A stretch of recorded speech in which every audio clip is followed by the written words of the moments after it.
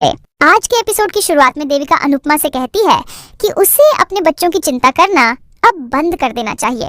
वह कहती है कि कोठारी परिवार परी और राजा के मामले को संभाल लेगा। देविका कहती है कि बच्चों को अब अपने मसले खुद सुलझाने होंगे, तुम इन सब की चिंता छोड़ दो। अनुपमा कहती है कि मैं सब कुछ छोड़ सकती हूँ, लेकिन माँ होना कैसे छोड़ दूँ? सब लोग नए साल का जश्न मना रहे हैं, लेकिन मेरे बच्चे रो रहे होंगे। ईशानी की इस हरकत का असर अंश, राही और माही पर भी पड़ेगा और फिर से मेरी परवरिश पर सवाल उठेंगे। सरिता कहती है कि राही सब संभाल लेगी। देविका कहती है कि मुझे नहीं पता कि एक अच्छी माँ कैसे बनते हैं, मुझे जया की परवरिश के लिए तुम्हारी जरूरत होगी।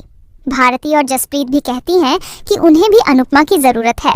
तभी सरिता कहती है कि अगर तुम आगे बढ़ना चाहती हो तो पीछे मुड़कर मत देखो। अनुपमा बेचैन होती है। दूसरी तरफ राही प्रेम को कॉल करती है और कहती है कि मुझे प्रेम की जरूरत है।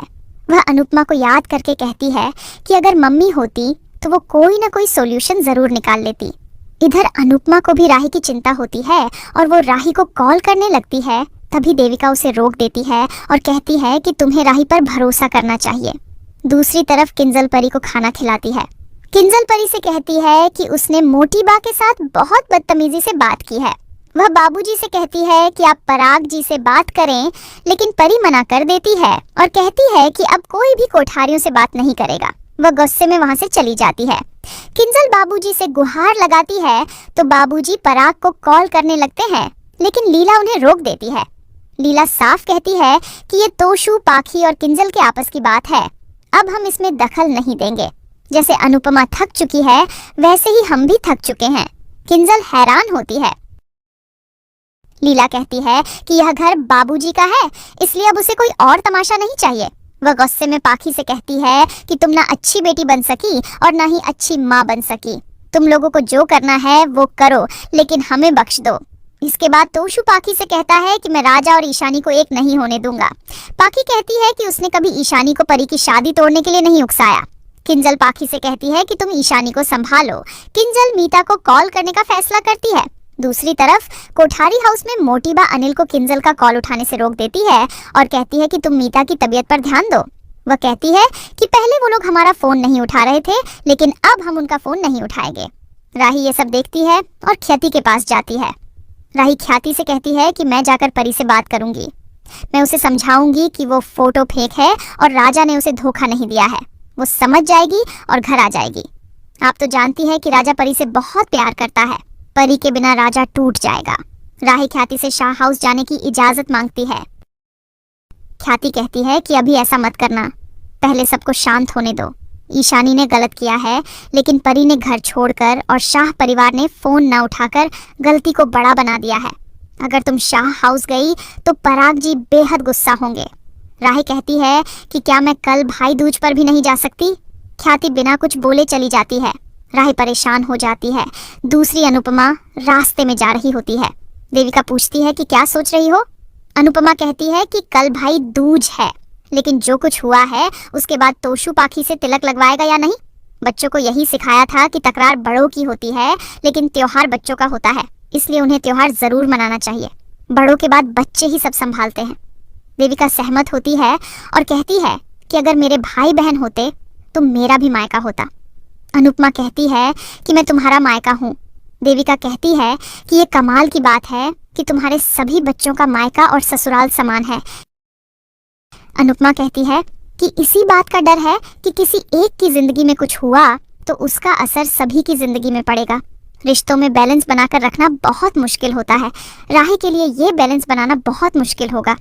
देविका कहती है कि राही तुम्हारी बेटी है, वो संभाल लेगी। तुम्हारी तरह वो भी थप्पड़ और 5 पन्नों के भाषण दे देगी।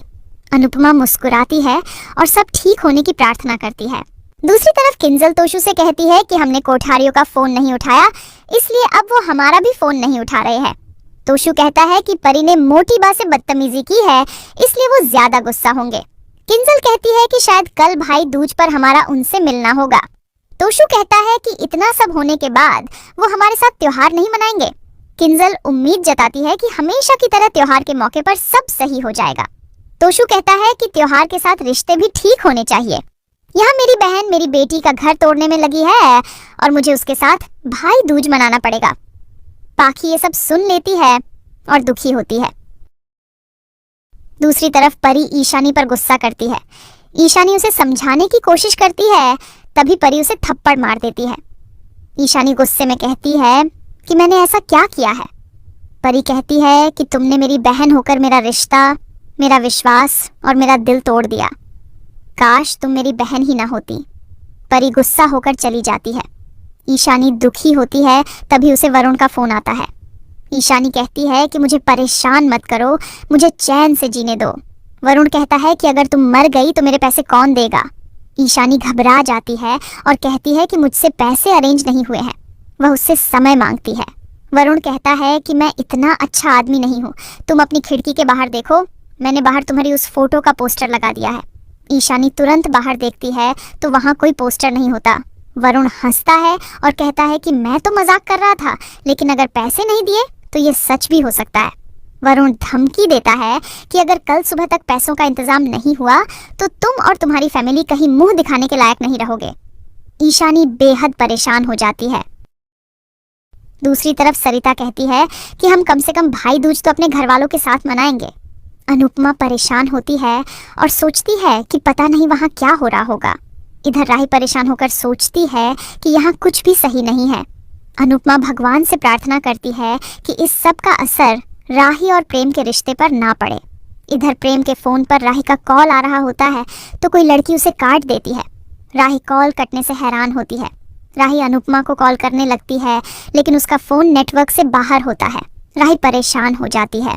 दूसरी तरफ ईशानी को उसकी प्राइवेट फोटो मिलती है और साथ में धमकी मिलती है कि अगर तुमने कल सुबह तक पैसों का इंतजाम नहीं किया तो कल तुम पूरे देश में फेमस हो जाओगी।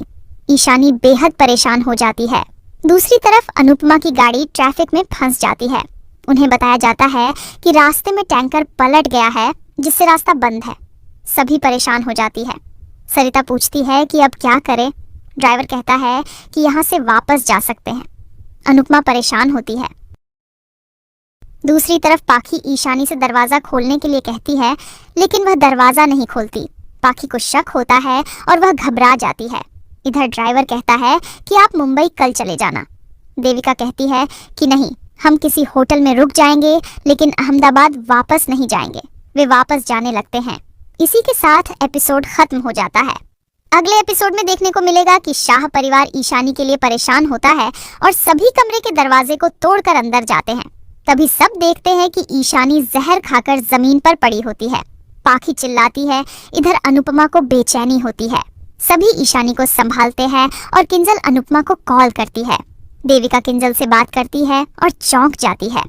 आज का एपिसोड आपको कैसा लगा हमें कमेंट करके जरूर बताएं। साथ ही ऐसे ही डेली अपडेट्स के लिए इस वीडियो को लाइक करें और हमारे चैनल को सब्सक्राइब जरूर करें।